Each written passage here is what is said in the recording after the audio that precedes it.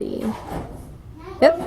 The book I'm reading from is Animal Farm by George Orwell, and I'd like to read the back. Animal Farm is the most famous satirical allegory of Soviet totalitarianism. It's published in 1945. The book reflects events leading up to and during the Stalin era.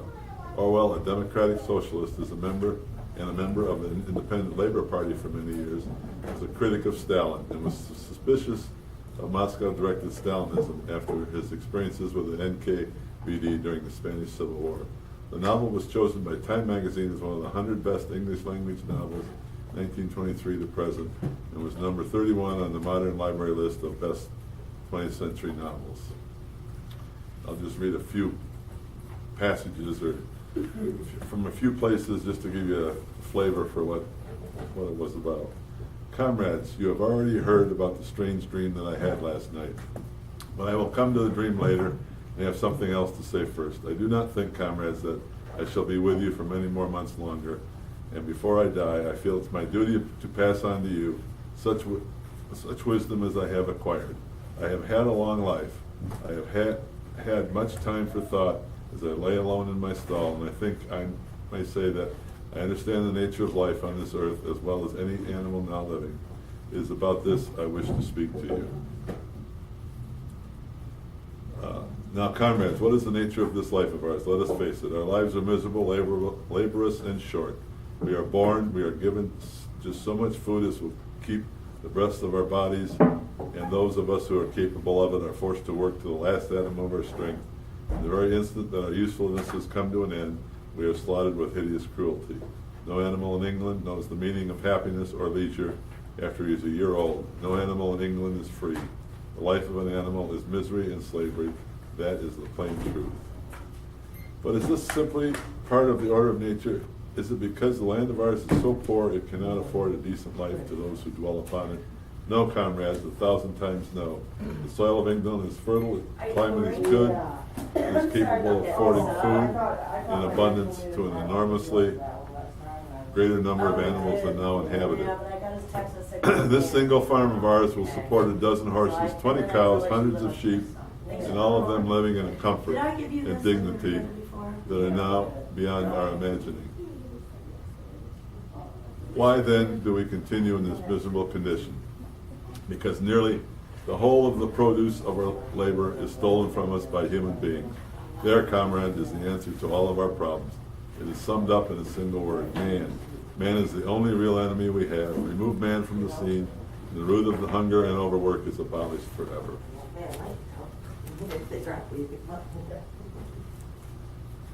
June came and the hay was almost ready for cutting. On Midsummer's Eve, which was a Saturday, Mr. Jones went into Wellington and got so drunk at the Red Lion that he did not come back until midday on Sunday. The men had milked the cows in the early morning and then had gone out rabbiting without bothering to feed the animals. When Mr. Jones got back, he immediately went to sleep on the drawing room sofa with a news world over his face, so that when evening came, the animals were still unfed. At last, they could stand it no longer. One of the cows broke in the door of the store shed with his horn, and all the animals began to help themselves from the bins. It was just then that Mr. Jones woke up. The next moment, he and his 4 men were in the store shed with whips in their hands, lashing out in all directions. This was more than the hungry animals could bear. With one accord, though nothing of the kind had been planned beforehand, they flung themselves upon their tormentors. Jones and his men suddenly found themselves being butted and kicked from all sides. The situation was quite out of their control. They had never seen animals behave like this before, and then this sudden uprising of creatures, whom they were used to thrashing and maltreating just as they chose, frightened them almost out of their wits. After only a moment or two, they gave up trying to defend themselves and took to their heels. A minute later, all 5 of them were in full flight down the cart track that led to the main road, with the animals pursuing them in triumph.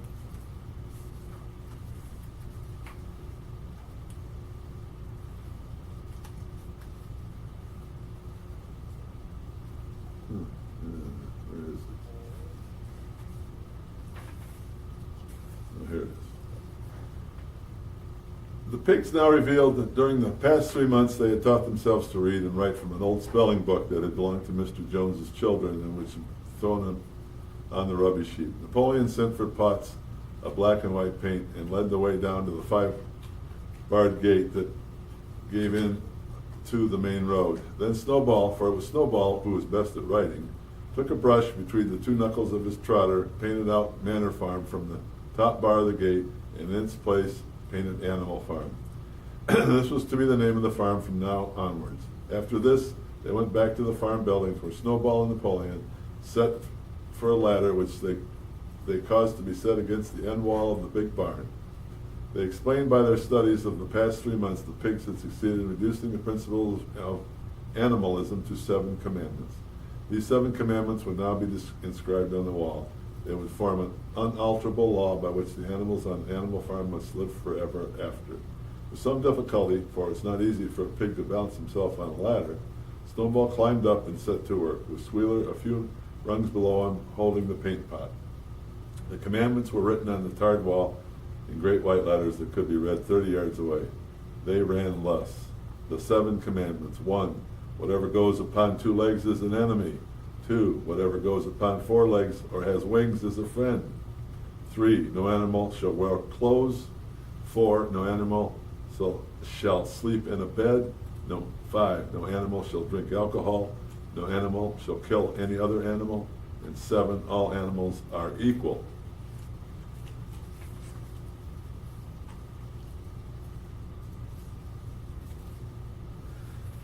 The mystery of where the milk went was soon cleared up. It was mixed every day into the pig's mash.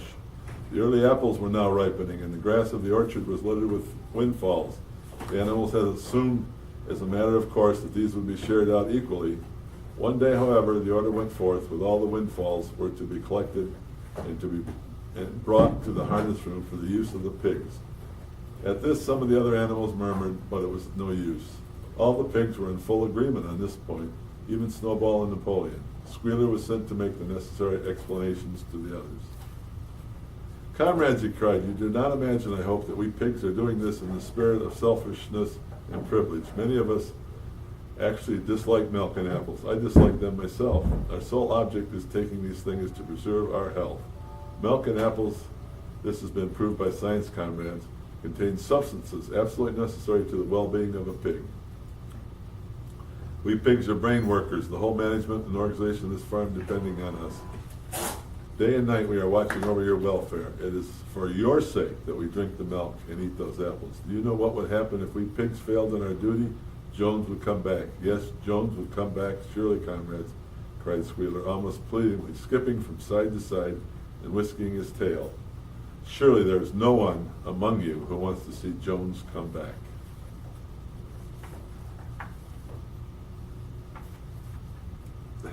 It was about this time that the pigs suddenly moved into the farmhouse and took up their residence there. Again, the animals seemed to remember that a resolution against this had been passed in the early days, and again Squealer was able to convince them that this was not the case. It was absolutely necessary, he said, the pigs who were the brains of the farm should have a quiet place to work in. It was also more suited to the dignity of the leader, for late he had taken to speaking of Napoleon under the title of leader, to live in a house than in a mere sty. Nevertheless, some of the animals were disturbed when they heard that the pigs not only took their meals in the kitchen and used the drawing room as a recreation room, but also slept in the beds. Boxer passed this off as usual, when Napoleon is always right. But Clover, who thought she remembered a definite rule against beds, went to the end of the barn and tried to puzzle out the 7 commandments which were inscribed there. Finding herself unable to read more than individual letters, she fetched Muriel. Muriel, she said, read me the 4th commandment. Does it not say something about never sleeping in a bed? With some difficulty, Muriel spelled it out. It says, no animal shall sleep in a bed with sheets, she announced finally.